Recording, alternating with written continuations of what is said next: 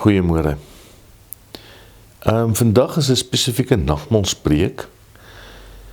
So as jy wil, kan jy vir jou 'n stukkie brood en wyn gaan haal. Ek sal net na die tyd sal jy agterkom dat as ek amen sê, dan kan jy stil raak en self jou nagmaal gebruik. Ons skriflesing is Matteus 15 vanaf vers 1 tot 2, 1 tot 20 en tema is jou hande vuil? Kom ons bid saam. Here Jesus, baie dankie vir 'n nuwe dag. Dankie dat U goed is vir ons, dat U genadig is met ons. Dankie dat ons ook nou kan stil word rondom U woord. Ja, Here, die winter is hier. Maar U woord maak dit warm vir ons. Dankie vir die genade en troue liefde, en ons bid vir hulle wat swaar kry, vir al hulle wat in ICU lê, en baie siek is, hulle wat aansterf na operasie, en ook so wil ons dankie sê vir hulle wat nie die week verjaar. Seën ons, help ons, in die naam van Jesus alleen. Amen. Ons lees uit Matteus 15 vanaf vers 1 tot 20, menslike tradisie. Toe kom daar Fariseërs en skrifkenners uit Jerusalem by Jesus aan en sê: "Hoekom oortree die disippels die tradisie van die voorouers, want hulle was nie hulle hande wanneer hulle gaan eet nie?" Hy het hulle egter geantwoord: "Hoekom oortree ook julle die gebod van God met julle tradisie? God het tog gesê, eer jou vader en moeder, en wie sy vader of moeder beledig, laat hy beslis doodgemaak word. Maar julle sê, wie vir sy vader of moeder sê, watter voordeel u ook al van my sou kom ontvang is 'n offergawe, hoef sy vader hoegenaamd nie te eer nie. So het julle deur julle tradisie die woord van God kragteloos gemaak. Skynheiliges, Jesaja het reg oor julle geprofeteer. Hierdie volk eer my met die lippe, maar julle harte is ver van my af. Te vergeefs vereer hulle my, want hulle onderrig as leerstellings die voorskrifte van mense." Jesus die skare nader geroep en vir hulle gesê: "Luister en verstaan dan. Dit is nie wat by die mond ingaan wat 'n mens onrein maak nie, maar wat by die mond uitgaan, dit maak 'n mens onrein." Toe die disippels nader kom, sê hulle vir hom: "Weet u dat die Fariseërs aanstoot geneem het toe hulle die uitspraak hoor?" Hy het egter geantwoord: "Elke plant wat my hemelse Vader nie geplant het nie, sal met wortel en al uitgetrek word. Los hulle. Hulle is blinde leiers van blindes, en as 'n blinde lei sal albei in die sloot val." Petrus het hom gevra: "Verduidelik hierdie gelykenis vir ons." Hy het gesê: Is ook julle nog steeds sonder begrip? Verstaan julle nie dat alles wat by die mond ingaan in die maag beland en in die privaat uitgewerp word nie? Maar wat by die mond uitgaan, kom uit die hart, en daardie dinge maak die mens onrein. Uit die hart kom daar immers bose gedagtes, moord, oorspel, onsedelikheid, diefstal, valse getuienis en lastering. Dit is die ding wat 'n mens onrein maak. Maar met ongewaste hande te eet, maak die mens nie onrein nie. Ek lees nie tot daar. Soos ek gesê het, die preek is baie gerig op die nagmaal vanoggend. En ons het al baie by die nagmaaltafel gesit, en as ons dink aan die nagmaal, dan weet ons kom nader om brood te eet, brood te breek, uit die beker te drink. Ons kom om te onthou dat Christus liggaam vir ons gebreek is en sy bloed vir ons uitgestort is. En dan, jare terug, het die ouderling altyd eers gaan huisbesoek doen voor nagmaal. om die wijk te help en die lidmaat te help om selfondersoek te doen. En ons moet onsself ondersoek. Die vraag waaroor hierdie gedeelte gaan is nie oor rituele nie. Dis 'n vraag wat elke keer as ons nagmaal hou, opnuut by ons moet opkom. En dit is, hoe lyk my hart voor God? Die Fariseërs kom na Jesus met 'n baie ernstige vraag. Hulle vra, waarom oortree die disippels die oorlewering van die oudstes? Hulle moet tog hulle hande was as hulle brood eet. Nou, op die oog af klink dit soos 'n onskuldige vraag oor reinheidsgebruike, maar hier gaan dit nie oor die higiëne nie. Dit gaan oor rituele reinheid. Hulle vra eintlik vir Jesus, hoekom voldoen u disippels nie aan ons godsdienstige gebruike nie? En dan antwoord Jesus met 'n baie dieper vraag. Waarom oortree julle die gebod van God terwille van julle tradisie? En hier sny die woord diep. Want die Here wys, jy kan tog baie godsdienstig lyk, maar jy kan ver van God af wees. Jy ken die rituele, wanneer ons moet opstaan, wanneer ons moet sit. Jy ken die liturgie. Jy weet alles, jy ken alles wat gebeur, die formuliere, maar jou hart kan ver wees van God af. En dit is juist ook die geval wanneer ons nagmaal vier. Dat ons maar net die brood en die wyn gebruik, asof dit maar nog net 'n gebruik is.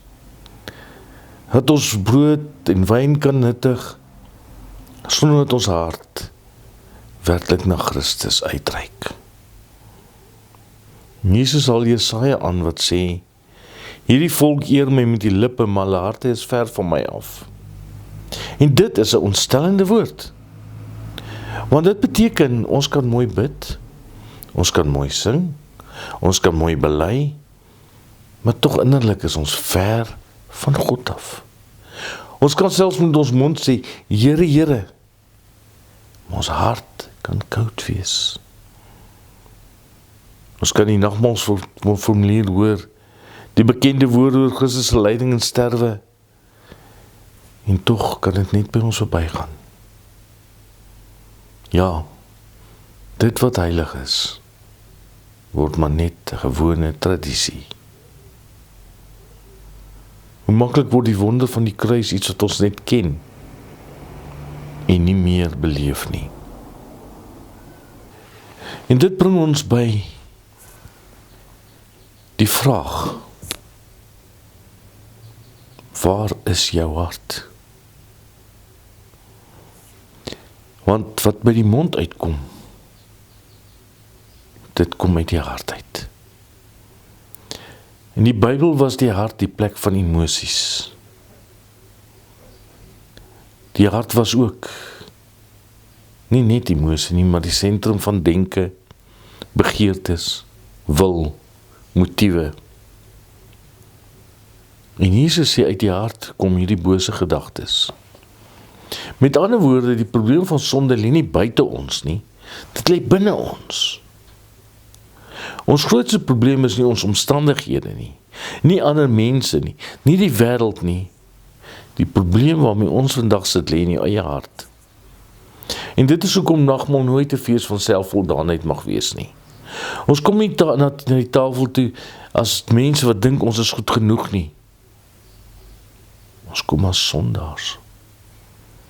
Ons kom as mense wat weet, uit my eie hart kom trots, bitterheid, ongeduld, selfsug en onreinheid. Nou soos ek begin het en gesê het, in ons gereformeerde tradisie is selfondersoek 'n belangrike deel van die nagmaal. En hierdie teks help ons om dit reg te verstaan. Selfondersoek is nie 'n soektog na volmaaktheid nie. Dis nie 'n poging om waardig genoeg te word nie. Nee, selfondersoek gaan daaroor om te vra, wat leef in my hart? Is daar 'n sonde wat ek koester? Is daar onvergewingsgesindheid? Is daar 'n gebroke verhouding? Die Here vra nie of jy volmaak is nie. Hy vra, is jy eerlik? Wees eerlik met jouself vanoggend. Want as hierdie teks net by die ontmaskering van ons harte so eindig, is ons in wanhoop bly. Maar ons kom vandag nie net na 'n teks oor die hart nie. Ons kom na die tafel van Christus. En wat beteken hierdie tafel? Dit beteken dat Christus het gekom vir onreine harte. Hy het nie gekom vir mense met skoon hande nie. Hy het gekom vir sondaars. Vir mense wie se harte besmet is. Vir mense wat hulle eie onmag ken. Die brood wat jy breek sê, sy liggaam is vir jou gebreek. Die beker sê, sy bloed reinig jou van alle sonde. Ja, wat die wet nie kan doen nie, doen die genade. Wat rituele nie kan bewerk nie, doen die kruis. Jy sien, die Fariseërs het op uiterlike godsdienst staat gemaak. En daarom is die nagmaal net bloot 'n uiterlike ritueel nie. Dit is 'n ontmoeting. Christus nooi jou uit om hom te kom ontmoet. En wanneer ons die nagmaal gebruik, verkondig ons dat die Here het vir my gesterf. Dit is nie net 'n herinnering nie. Dit is 'n geloofsgemeenskap. Ons sal daarin herinner dat ons lewe in onsself lê nie. Ons lewe lê in Jesus Christus. Miskien sit jy hier vanoggend en dink, my hart is nie reg nie. Dan is die nagmaal vir jou. Nagmaal is nie vir selftevrede mense nie. Nie vir hulle wat dink hulle is sonder gebrek nie. Maar vir hulle wat hulle sonde ken en na Christus verlang. Die Here sê nie, maak jou hart self skoon nie. Hy sê, kom na my toe. Ja, die nagmaal is nie 'n beloning vir volmaaktes nie. Dis brood vir honger mense. Dis wyn vir dorstige mense. Genade vir skuldige harte. Maar die nagmaal roep ons ook tot vernuwing.